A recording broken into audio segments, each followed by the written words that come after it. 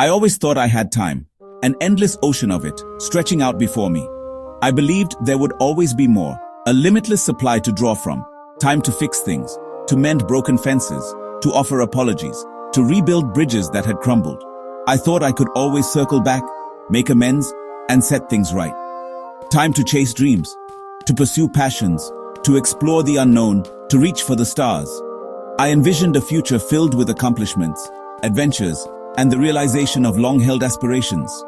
Time to say what mattered, to express love, to offer gratitude, to share my heart with those closest to me. I imagined heartfelt conversations, meaningful connections, and the comfort of knowing my feelings were known. Until the moment, the clock stopped. Everything I took for granted, every future possibility, vanished in an instant. I remember waking in this endless grey fog, a thick, disorienting haze that seemed to stretch on forever, blurring the lines between reality and nothingness. I felt weightless, lost, adrift in a sea of uncertainty, with no anchor and no direction. The familiar sensations of the physical world had faded away, leaving me suspended in a state of pure disorientation. And then, out of nowhere, I saw him. A figure emerging from the mist, a presence that both intrigued and terrified me. Tall, silent, an imposing silhouette against the grey backdrop, radiating an aura of power and mystery. Holding a scythe that shimmered in the mist, its metallic gleam cutting through the fog, a symbol of finality and the end of all things. Death, the embodiment of the inevitable, the ultimate collector of debts. I asked, "Where am I?" My voice trembled, betraying the fear that gripped my heart. My voice sounded small, even to me, a mere whisper in the face of such overwhelming power. He answered, his voice like 1,000 echoes, "You are outside of time, Arav." A voice that resonated with the weight of ages, a sound that seemed to come from everywhere and nowhere at once. "I am death, and your clock has stopped." The words hung in the air, heavy with finality.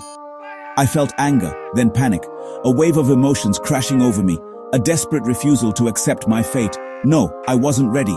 I had so much left to do, so much left to experience. I have money, success. I had plans, a life meticulously crafted, a future carefully mapped out. I thought of all my unfinished projects, the tasks left undone, the potential unrealized, the trips I'd planned, the destinations I longed to explore, the adventures that would never be, the people I'd meant to call back, the connections I'd neglected, the relationships I'd taken for granted. Death looked at me almost sad, a flicker of empathy in his ancient eyes, a hint of understanding for my plight. "You had life, and you used it to fill a calendar, not a soul. Your days were packed with activities, but your heart remained empty."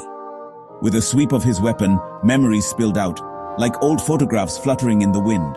A torrent of images, moments, and emotions swirling around me. Suddenly, I saw my childhood, the carefree days of youth, the boundless joy of discovery. My mother's arms wrapped around me, a feeling of safety, warmth, and unconditional love. Her laugh, the warmth in her smile, the sound and sight that filled my world with light. Death's voice softened. "Do you remember what truly mattered?"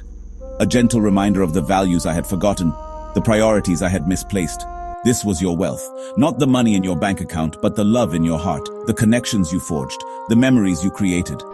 I dropped to my knees, overwhelmed by the weight of my regrets, the realization of my wasted potential. Regret flooded in, a tidal wave of remorse washing over me, drowning me in sorrow. I see it now. The love, the moments. I missed them all. The opportunities I squandered, the connections I failed to nurture, the life I could have lived. Death wasn't cruel, but he didn't blink. His gaze was unwavering, his purpose absolute. You cannot go back, but you can leave something behind. A message, a lesson, a legacy for those who remain. In my mind, images flickered, glimpses of a world still vibrant with life. A young boy laughing in the park, his joy echoing through the air.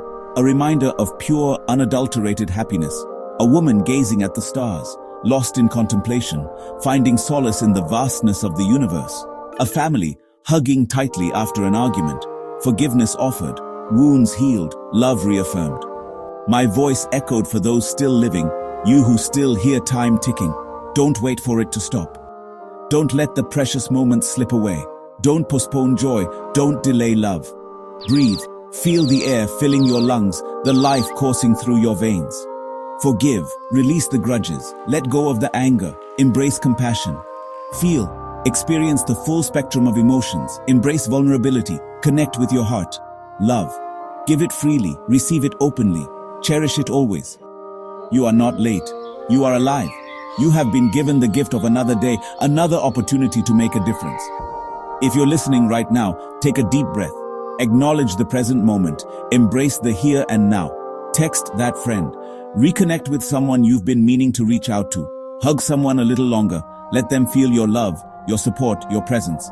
Laugh too loud. Embrace the joy. Let your laughter fill the room. Don't be afraid to be silly. Don't let your life be only a series of appointments and deadlines. Make time for what truly matters, for the people you love, for the passions that ignite your soul. Because one day, the ticking will stop. The clock will run out, the curtain will fall. And in that silence, only love will echo. The love you gave, the love you received, the love that defined your life. Let it be a symphony, not a whisper.